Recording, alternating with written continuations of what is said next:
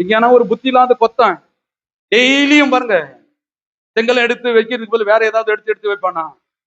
ஒரு வீட்டை நன்றாய் கட்ட வேண்டும் என்றால் ஒவ்வொரு நாளும் ஒரு செங்கலை எடுத்து வைத்தே ஆக வேண்டும்.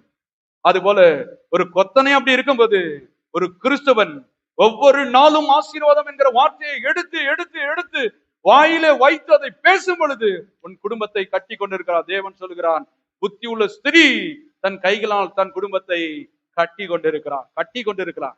ஆமா, சொல்லணும். என் குடும்பம் இப்படி இருக்குது ஆண்டவரே, அதை சொல்லக்கூடாது. என் குடும்பம் எப்படி இருக்குன்னு நீங்க சொல்லியிருக்கீங்க, அதை உங்ககிட்ட திரும்ப திரும்ப சொல்லிட்டு இருக்கிறேன்.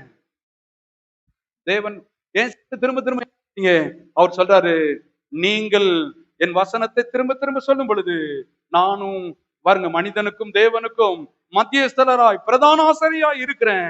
உன் வார்த்தைகளை வாங்கி கொண்டு போய் தேவனிடத்துல நான் சொல்றேன், என் புள்ள மறக்காம உங்க வசனத்தை சொல்லிட்டு இருக்கிறா, இதை செய்யுங்க என்று நான் பிதாவை வலியுறுத்துவேன். எத்தனை பேர் விசுவாசிக்கிறீர்கள்?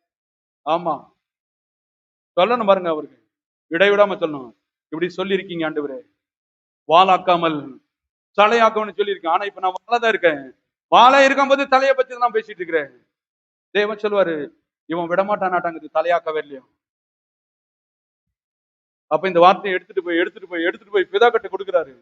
ஆண்டு சொல்றாரு, சொன்னபடியே அவனுக்கு போ. கிறிஸ்தவனுக்கு இது தெரியல பாருங்க. ஒரு அம்மா ஓடி வந்து கேட்டாங்க, எங்க சபையில எல்லாம் திருவிருந்தெல்லாம் நேரு மடங்கள்ல நின்னுப்பான். நேரு மடங்கள் நின்ற என்ன? இப்ப நான் சொன்னேன், நாங்க அப்படி தர மாட்டேன். ராஜா மாதிரி உட்காந்துட்டே கொடுக்கட்டும், ஒன்றும் பிரச்சனை கிடையாது.